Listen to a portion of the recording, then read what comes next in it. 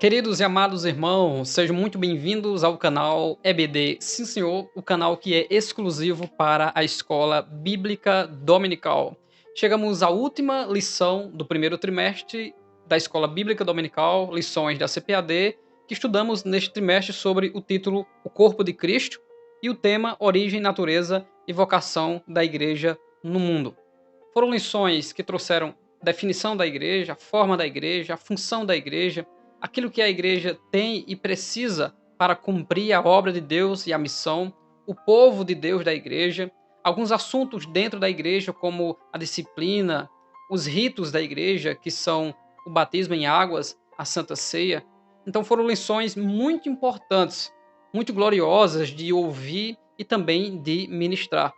Estamos chegando ao fim do trimestre, falando sobre o poder de Deus como uma necessidade ou especificidade da obra da missão, ou da obra da missão pentecostal.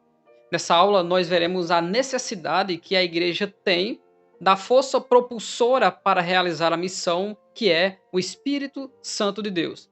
Iremos ver que o Espírito Santo é aquele que chama, que separa, que envia e que capacita os obreiros para a obra do ministério. Iremos ver também nessa lição que todos, não apenas um, são capacitados dentro da igreja para servir a Deus no Espírito para a salvação e a reconciliação daqueles que ainda não conhecem ao Senhor. Então quero te convidar para ficar conosco até o final. Você está no canal EBD Sim Senhor, o canal que é exclusivo para a Escola Bíblica Dominical e é 100% nordestino, paraibano e campinense. Nós iremos seguir o modelo de abordagem que nós trazemos em cada lição da Escola Bíblica Dominical. Primeiro, fazendo uma análise da leitura bíblica em classe, depois passando para cada tópico, buscando a coerência bíblica e teológica. Se houver alguma palavra que necessite de trazermos o significado ou sinônimos, nós iremos trazer. Mas eu quero trazer alguns detalhes sobre a primeira página, que é a página 90 para a lição dos mestres, onde está o título da lição, o texto áureo, a verdade prática e a leitura diária. O texto áureo é o texto tão conhecido de Atos, capítulo 1 e versículo 8, que diz: Mas recebereis a virtude do Espírito Santo. É baseado nesse primeiro ponto do versículo que o título da última lição foi produzido, foi sintetizado. O poder de Deus na missão da igreja. Veja que o próprio livro de João, no capítulo 7, versículo 39, diz que o Espírito Santo ainda não fora dado porque o Senhor ainda não havia sido glorificado. Nos contextos de João 16, do versículo 7 ao 16, o Senhor Jesus Cristo diz que se eu não for, o outro não poderá vir, mas se eu for, eu enviá-lo-ei.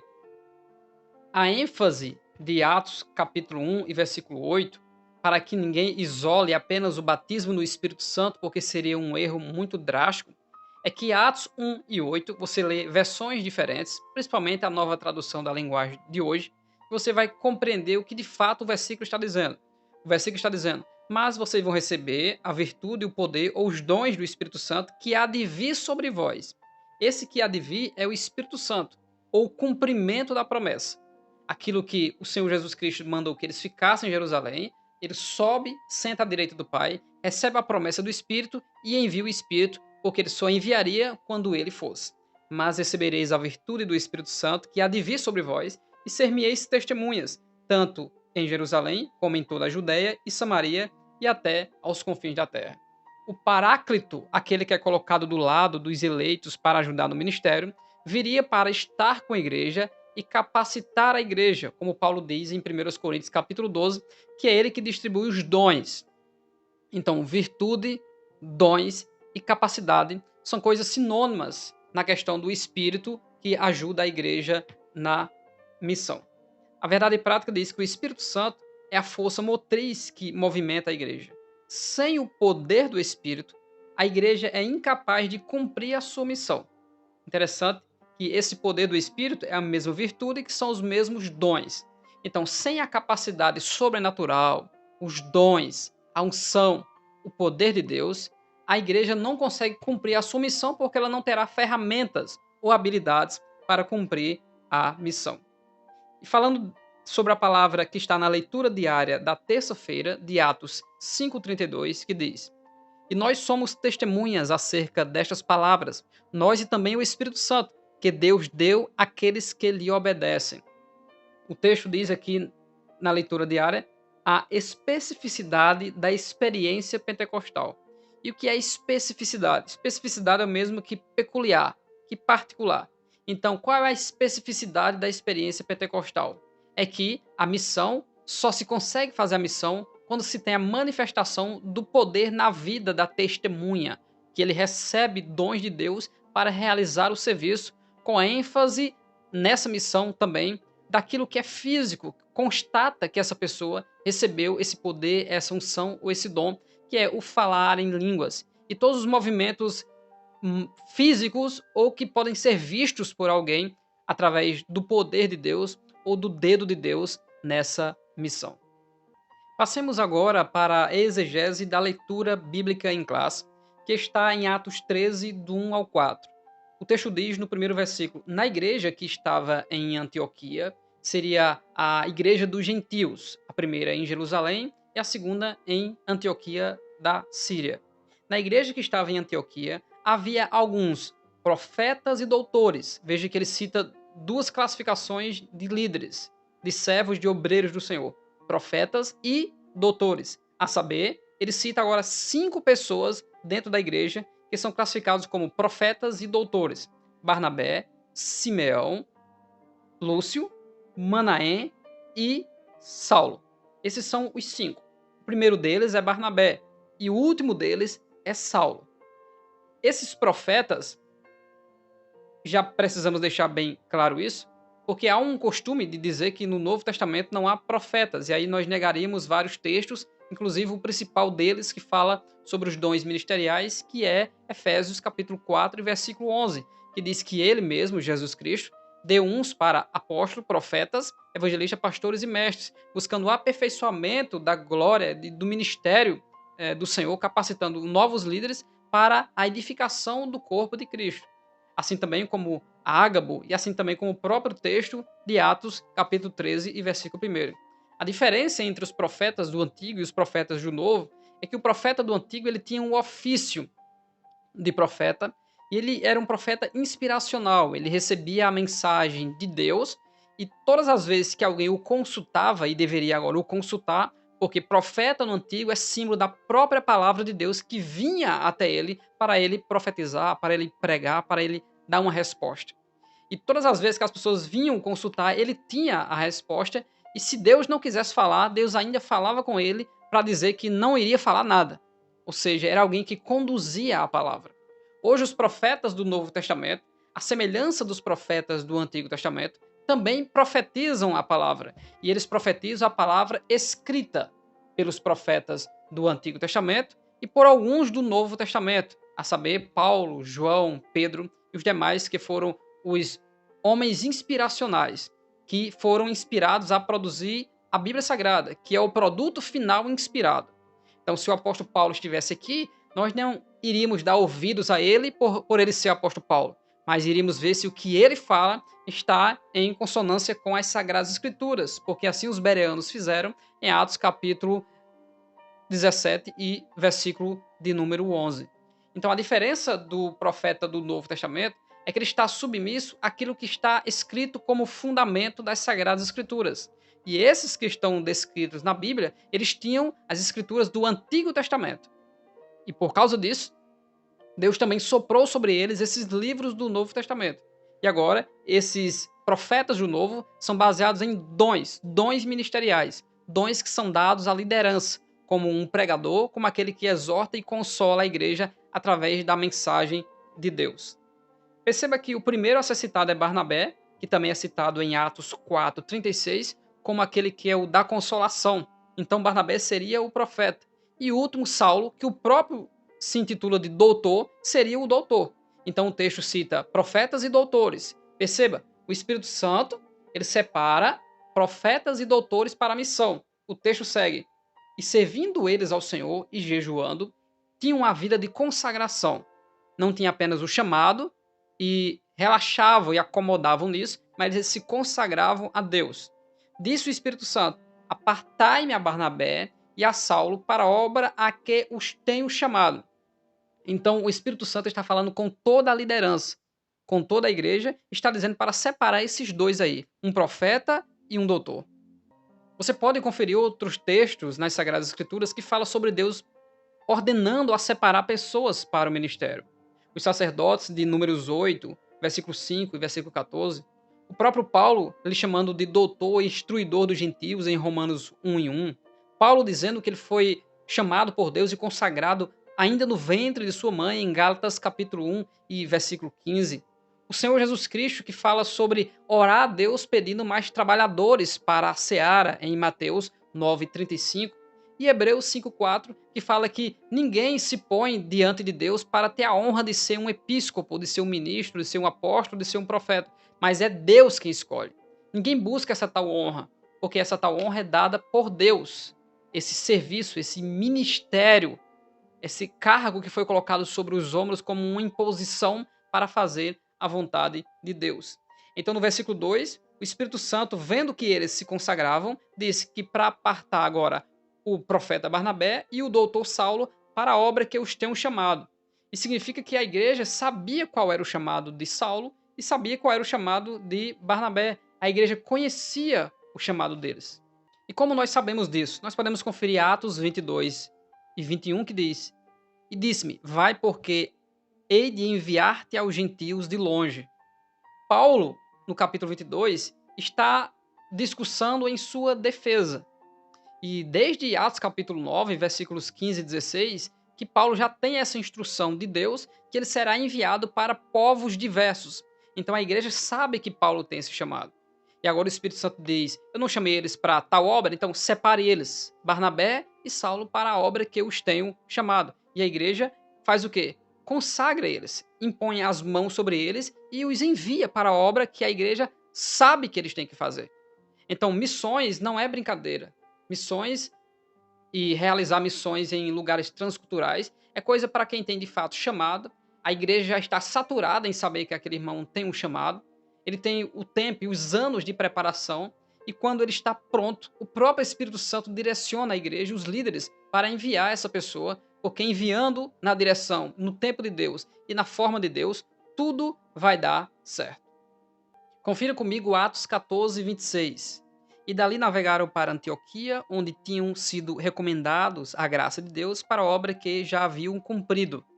Fala do retorno da primeira viagem missionária do apóstolo Paulo, e eles retornam, e o texto está dizendo que eles estão retornando para a obra de onde eles já haviam sido enviados e haviam cumprido essa obra. Estão voltando à base novamente. Então são servos que toda a igreja sabe qual é o serviço deles, já sabe aonde eles vão chegar. E o texto continua no versículo 3 dizendo: então, jejuando e orando, e pondo sobre ele as mãos, o despediram. Veja que eles não cessaram a consagração.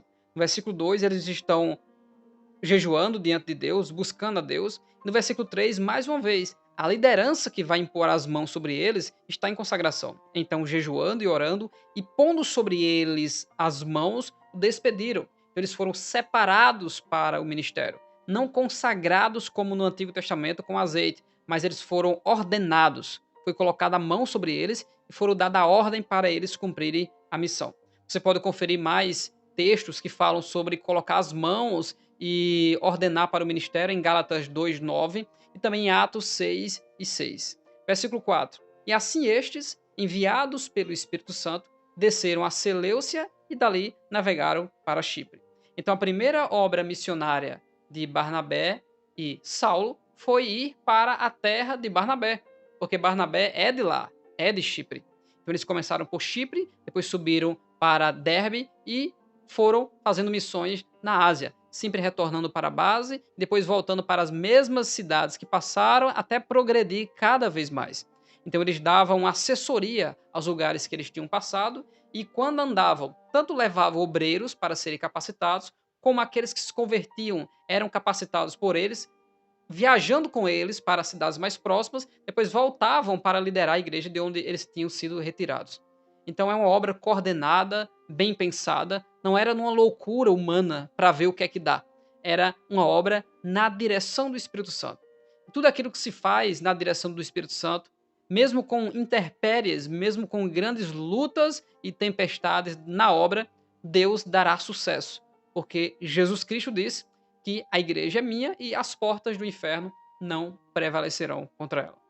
Já adentrando nos tópicos, primeiramente analisando a introdução, nós vemos que o objetivo principal dessa lição é enfatizar o poder do Espírito Santo nesta missão, que é imprescindível, há uma necessidade e que a igreja não pode subsistir se ela não tiver os dons, a capacitação, a virtude, o dunamis, o poder do Espírito para realizar essa obra. Na introdução, ele diz que o povo de Deus não pode prescindir do revestimento pentecostal para obter êxito na missão. A palavra prescindir significa renunciar ou dispensar. Então a igreja não pode dispensar o poder de Deus em suas vidas. Não é apenas uma manifestação local do poder de Deus. É o poder de Deus sendo conduzido, carregado e conservado. Ou seja, a unção sendo alimentada através da capacitação humana, da vida de consagração e de jejum, da ousadia, a fé e a coragem para fazer a missão. Então não é apenas ir, é ter a capacidade de Deus para ir. O pregador ele tem 3 características para ir fazer a obra de Deus. Ele tem conhecimento, ele tem poder de Deus e ele tem a dependência de Deus. Ele depende de Deus para os lugares que vai. A agenda é feita pelo próprio Espírito Santo. Então o pregador de Deus ele não se insinua para a igreja ou lugar nenhum para fazer a obra. Ele simplesmente faz a obra de Deus. Ele foi escolhido e os lugares que Deus escolhe para ele ir são escolhidos pelo próprio Deus. Deus está no controle de todas as coisas. E é Ele que envia cada um de nós, quer seja para uma rua diferente, para um bairro diferente, para uma cidade diferente, um estado diferente ou um país diferente. É Deus quem realiza toda a obra. Mas tudo isso que a igreja precisa não é uma opção. É algo que não pode deixar de ter. Então a igreja precisa disso. Tanto é que na própria descida do Espírito, Jesus já deixou bem claro em Atos 1,8 que vocês receberão a virtude que há de vir pelo Espírito Santo que vos foi dado. Então o Espírito Santo, quando vier, ele vos dará capacidade para fazer o serviço. É isso que Jesus estava dizendo, e vocês serão minhas testemunhas. E ele já deixou bem claro em Atos 1,8 que eles sairiam de Jerusalém para a Judéia, Samaria e até os confins da terra. Então o objetivo da presença do Espírito Santo e do poder do Espírito Santo, preste bem atenção, são 2 coisas. A presença do Espírito Santo na nossa vida e o poder, os dons e a capacitação do Espírito Santo para cada um fazer a obra naquilo que o dom do Espírito foi dado para cada um. Porém, tem uma parte aqui da introdução, não sei se você vai concordar comigo, mas eu não concordei no que o comentarista falou, bem aqui no finalzinho da introdução, quando ele diz: sem o Espírito Santo, a igreja local não anda nem cumpre sua vocação. Veja o detalhe. Sem o Espírito Santo. Então ele está aqui colocando aquele clássico erro, como que receber o Espírito Santo de Deus na vida é receber o batismo do Espírito Santo. E não é isso. A igreja, ela tem os seus dons congregacionais, que são dados a partir do batismo do Espírito Santo, que é o revestimento de poder. Todos nós aprendemos neste trimestre que existe basicamente 3 tipos de batismo. O batismo na morte em Cristo, de Romanos capítulo 6. O batismo nas águas, que é um ritual introdutório do novo convertido à comunidade cristã.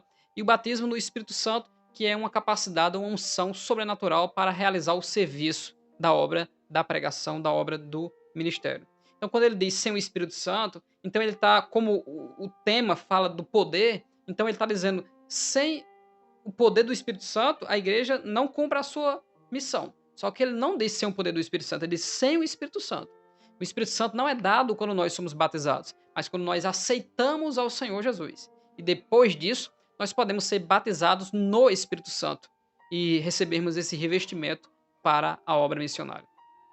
Já no primeiro tópico, o comentarista fala sobre a doutrina do Espírito Santo segundo o evangelista Lucas. Ele fala que essa doutrina do Espírito nos capacitar para fazer a obra, ela é revelada nos escritos de Lucas, com certeza. Tanto na vida do Senhor Jesus Cristo, que nós veremos aqui agora, como no final em Lucas 24:49, quando depois do Senhor da iluminação do Espírito Santo, Lucas 24:45, para eles compreenderem por que Jesus morreu e ressuscitou e ainda vai subir aos céus, O Senhor Jesus Cristo diz ficar em Jerusalém até que do alto sejais revestidos de poder. Então a Bíblia sempre usa essas frases, cheios do Espírito, cheios de poder, receber o Espírito Santo, receber o dom da graça de Deus, para falar de uma mesma coisa, que nós recebemos o Espírito e esse Espírito está conosco para nos ajudar no ministério, nos dando o dom espiritual, nos dando a capacidade espiritual. Já a necessidade de sermos cheios do Espírito Santo, ela é fundamento nas Sagradas Escrituras. E ele usa como base a própria pessoa do Senhor Jesus, que só começou a sua obra depois que ele foi batizado nas águas e quando saiu, o Espírito Santo desceu sobre ele. Lá em Nazaré, em Lucas capítulo 4, ele começa a ministrar Isaías 61, que diz: "O Espírito do Senhor Jeová está sobre mim, pois o Senhor me ungiu." Ele foi ungido pelo Espírito Santo com a unção do Messias para realizar a obra e os mistérios de Deus aqui na terra, pregando e manifestando os sinais que comprovam que ele veio de Deus. Ainda há outros textos que falam sobre a presença do Espírito Santo e a unção do Espírito Santo que está sobre ele, como Lucas 4, 18, 19, Lucas 5, 17, Mateus 12, 28, que fala sobre o Espírito de Deus que está sobre ele, que ele faz a obra pelo Espírito de Deus. E Lucas 11, 20, que diz que ele faz a obra pelo dedo de Deus. Então, o que seria a obra pelo dedo de Deus? É o contexto. Lucas 11, 20, o contexto é Lucas 5, 17. Fazer a obra pelo dedo de Deus é fazer a obra pelo Espírito Santo de Deus. Então, o dedo de Deus seria a ação de Deus. E qual é a ação de Deus aqui na terra para a obra do ministério? É a presença do Espírito Santo. Então, quando Jesus diz que ele faz a obra pelo dedo de Deus, é pela ação do Espírito Santo de Deus que está sobre a terra para a obra da reconciliação de Deus com os homens. Ainda no tópico de número 1 também, ele fala sobre a necessidade de um Espírito não sendo uma opção. Não, nós não cremos no batismo, então nós não precisamos. Não, a igreja precisa do poder de Deus. Porque o próprio livro de Atos deixa bem claro que me dá a virtude, unção e poder do Espírito Santo para que enquanto nós pregamos, o Senhor estende a mão e os sinais sejam feitos.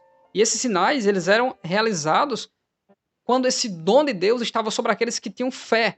Fé para profetizar, fé para pregar e também para desenvolver o dom na palavra, porque a palavra é que convence, é que salva, é que traz fé e ela é o próprio poder de Deus. E esse enchimento do Espírito Santo, ele é uma experiência concreta e objetiva, não subjetiva. Quando nós somos batizados no Espírito Santo, não apenas nós sabemos que somos batizados no Espírito Santo, mas há uma experiência de coisas sobrenaturais que refletem até no físico. No contexto das Sagradas Escrituras, em Atos 2, Atos 10 e Atos 19, foram vistas linguetes de fogo sobre a cabeça de todos eles. Também eles falaram em línguas estrangeiras, e quando o Espírito caía sobre eles, eles começavam a profetizar e a falar outras línguas.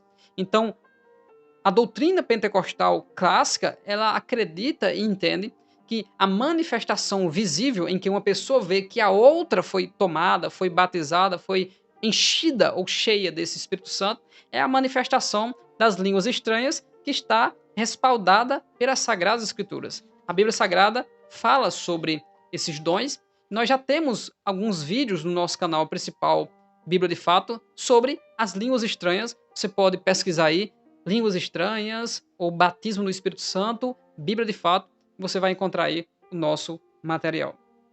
Já no segundo tópico, uma outra particularidade que o comentarista traz, com o título O Espírito Santo capacitando as testemunhas, é que agora nós, como nação sacerdotal, não somos como o pensamento católico do papado, por mais que algumas igrejas evangélicas entendem que a direção do Espírito Santo só parte dos líderes, mas não é bem assim. Nós somos uma nação sacerdotal.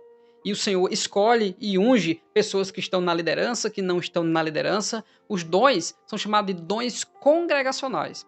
E os dons da liderança são os dons ministeriais. Então todos podem ser cheios do Espírito Santo, todos podem ser batizados no Espírito Santo, todos podem ter revelações, visões de Deus e ser usados por Deus para que se façam sinais e milagres pelo dedo de Deus. Não é nós que temos esse poder por mérito por nós próprios, mas o próprio Espírito Santo que trabalha em nós e trabalha através de nós. Então, em Atos 4, Pedro pediu essa capacitação e essa unção e moveu-se o lugar onde eles estavam e todos foram cheios do Espírito Santo. O próprio apóstolo Paulo foi cheio do Espírito Santo para fazer a obra de Deus. E esse poder, e esse dom, e esse revestimento, ele é para toda a carne, segundo Atos capítulo 2 e versículo 17. E até pessoas que não fazem parte da liderança, não eram apóstolos, profetas, todas eram também cheias, batizadas no Espírito Santo, como no contexto de Atos capítulo 9, versículo 10 e 11, em que Deus usa Ananias para o próprio Paulo. E o próprio Atos 19, que aqueles que só ouviam a pregação de Apolo e aqueles que estavam em Éfeso, eles foram cheios do Espírito Santo e falavam em línguas. Então, esse dom de Deus, ele é para todos aqueles que creem e segundo a soberania de Deus para aqueles que ele desejar conceder. Então, não havia uma classe privilegiada de pessoas para ser batizadas. Todas as pessoas podem ser. Então, se você ainda não é batizado no Espírito Santo, você acredita nisso, você tem certeza que você tem um chamado de Deus, então Deus irá capacitá-lo na hora, na data e no momento certo. E não existe uma fórmula mágica de receber o batismo no Espírito Santo. Não é um esforço humano. É, primeiro, soberania de Deus, desejo de quem quer e busca, e no dado momento, o Senhor Deus faz isso para aqueles que estão servindo a Ele em temor.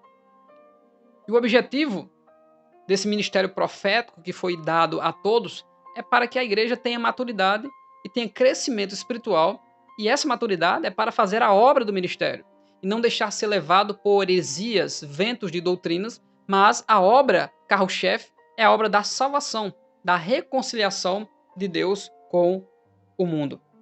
No final aqui do segundo tópico, o comentarista diz o seguinte, na última estrofe mesmo, portanto, o crescimento das igrejas em Atos estava associado ao testemunho dado pelos grupos de crentes capacitados pelo Espírito Santo, Atos 9 e 31. Eu já quero aqui, relacionado ao Espírito que capacita os líderes e os demais, sugerir para você um vídeo do nosso canal principal, Bíblia de Fato, que é o vídeo Paulo no Poder do Espírito Santo.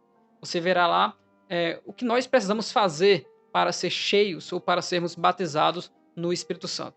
Então confere lá que está bem interessante. Então o testemunho da igreja, a união, a comunhão, a vida de consagração que a igreja tem, faz com que essa comunidade seja sincera e com a simplicidade do evangelho faça a obra de Deus e alcance almas, não com outro objetivo, mas com o objetivo principal, que é revelar Deus ao mundo e reconciliar a criatura com o Criador. Já no último tópico, o comentarista fala sobre o Espírito Santo como fonte geradora de missões. Veja que no texto estudado de Atos capítulo 13, o Espírito Santo, vendo a condição deles, que era servir, orar, jejuar, buscar Deus, se consagrar, o Espírito Santo mandou separar Barnabé e Saulo para a obra que eu os tenho mandado. E assim eles foram enviados na direção do Espírito Santo. O Espírito que decidiu enviar o profeta e o doutor. Mas confira comigo mais uma vez, nesse primeiro subtópico, o envio missionário. Existe um trecho do texto, que onde tem a referência 13 primeiro, que é Atos 13 primeiro, que o comentarista diz: nesse texto, Lucas menciona que havia alguns profetas na igreja que estava em Antioquia. Vamos consertar isso aqui, porque ele esqueceu de citar a outra classificação. Porque ele quer falar da obra da pregação, mas nós temos que lembrar aquilo que nós estudamos no passado, o que é a primeira ordenança da igreja, e ajustarmos isso aqui. O versículo 13, ou o capítulo 13 de Atos, o versículo 1, diz que não havia alguns profetas, havia profetas e doutores. E qual é a primeira ordenança da igreja?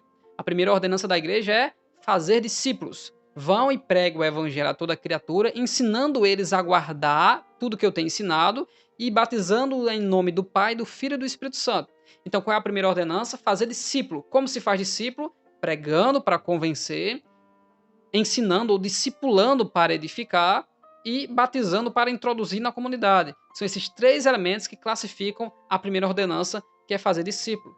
Então, o Espírito Santo, ele viu em Atos 13 primeiro que havia profetas e doutores, E o que isso tem a ver com a primeira ordenança? Porque na primeira ordenança está pregar e ensinar. Talvez o comentarista esteja pensando aqui que o doutor não precisa na missão, mas a missão não é só pregar. É por isso que muitos de nós perdemos as almas, porque em algum momento somos defeituosos no ensino. O que o Espírito está revelando nas Sagradas Escrituras é profeta pregação e doutor ensinamento. Ganha a alma e ensina ela a guardar. Ganha a alma e ensina ela a guardar. Ganha a alma e ensina ela a ser crente, a discipulá-la, a andar na presença de Deus, introduzindo-a na comunidade através do batismo nas águas, que é o primeiro rito da igreja.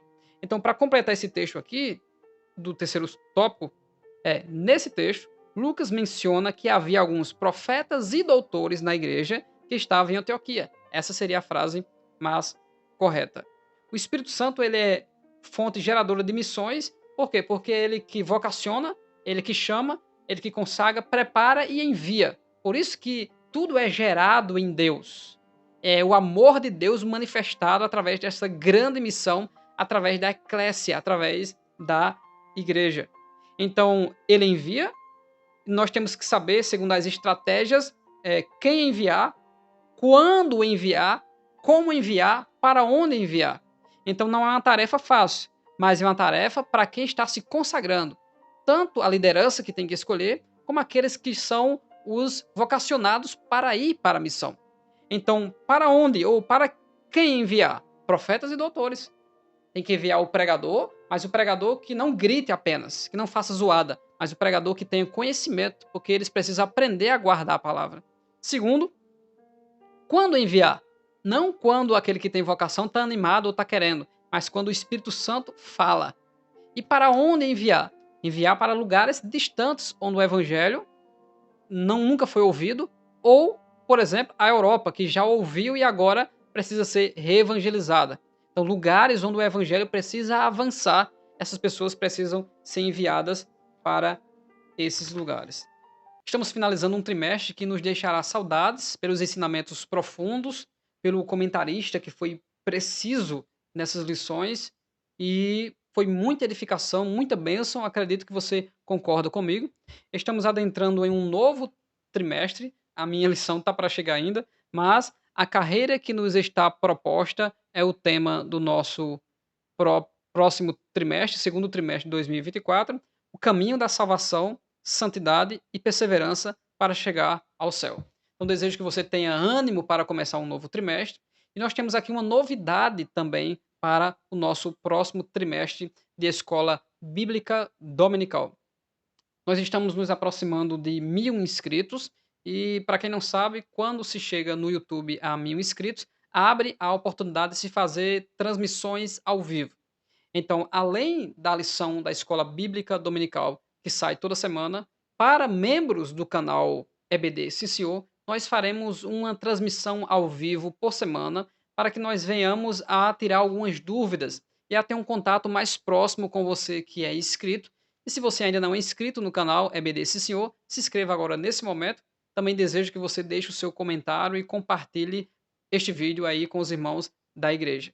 Então, se você ainda não é membro do canal EBD Sim Senhor, clique aí embaixo em Seja Membro, escolha uma das opções e passe a ser membro, porque as transmissões ao vivo, que em uma semana será na sexta e outra semana será no sábado, nós faremos essa transmissão apenas para os membros, visto que a lição gravada nós já teremos um vídeo aberto para todo mundo. Então, se você deseja participar também da nossa transmissão ao vivo, assim que nós completarmos os 1.000 inscritos, acho que faltam uns 30 e poucas pessoas, então você estará contribuindo também com o canal EBD Sim Senhor para o nosso avanço e também que o nosso próximo trimestre também tenha novidades e muitas bênçãos que virão. Que Deus abençoe grandemente a sua vida no nome de Jesus e tenha um encerramento de trimestre abençoado na presença de Deus. Até o próximo trimestre, até o próximo vídeo, em nome de Jesus.